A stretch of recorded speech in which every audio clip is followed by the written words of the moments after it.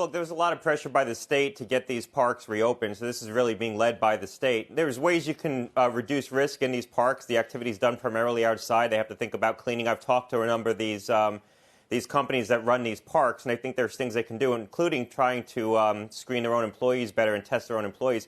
Ultimately, the risk is going to turn on what the prevalence is of the infection in the population, and the risk isn't necessarily to Florida per se.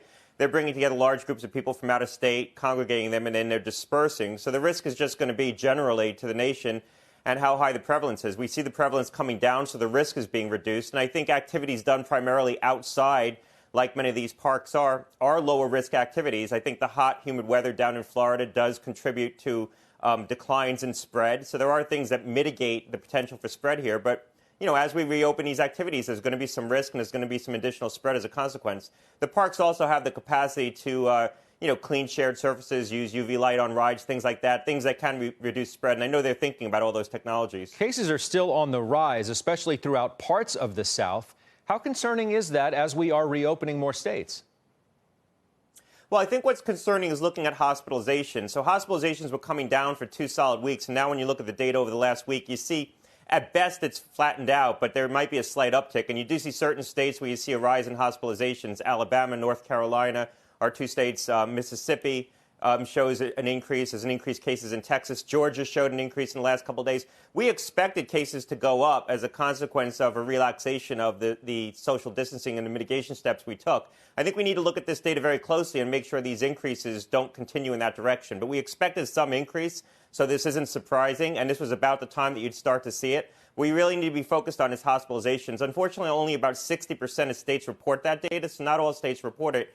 And not all states report it reliably. So we don't have great metrics all around the country. Now, to be clear, you are going to get more cases as you get more testing. And in fact, we are getting a lot more testing. Yeah, you're going to get more cases as you get more testing. The positivity rate's coming down. So that's all reassuring. But looking at hospitalizations, which are a more objective measure, so hospitalizations aren't impacted by how much you're testing. As your testing goes up, you're going to capture more cases. But the hospitalization should be a relatively fixed proportion of the total cases that get hospitalized. Now, there's a delay in time to hospitalization of about 8 days, so you have to wait to see what the impact of the increased social activity is. So you have to wait about 2 weeks, and that's why a lot of the reopening plans are staged in 2-week intervals, because you wait about 2 weeks and you see if you see an increased rate of hospitalizations. That's an indication that the relaxation of the mitigation is having an impact on increasing spread of the disease. I think one of the questions we're going to grapple with is how much is the summer going to be a backstop? We've talked about this before, but we're reopening against the backdrop of the summer, so we caught a break in that regard. There's a real debate on how much of a seasonal effect you're going to get here, but we might be seeing the signs of a seasonal effect already as we see rates come down in the South and states like Florida. That may be part of what's going on here. You feeling pretty good about where we are right now, considering all 50 states are open, at least in some capacity?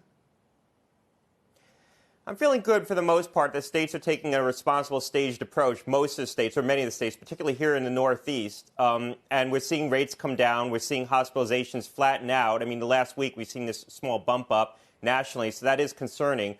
I think the risk is going to be to the fall. I'm hopeful that we continue to see the rates of spread come down in the summer. We have a seasonal effect here, and the risk is really to the fall. When you look at the overall data, the population really hasn't been exposed to COVID. So there's now seroprevalence data internationally. I posted this on Twitter tonight. You look at countries like Sweden, Spain, France, only about 5% of the populations have been exposed. I think nationally in the U.S. it will also be about 5%. When you look at certain cities, outbreak cities, Paris and Wuhan are 10%. Milan, Barcelona, Stockholm, about 7%. You look at, there was a seroprevalence study in Boise, Idaho, 1.8%.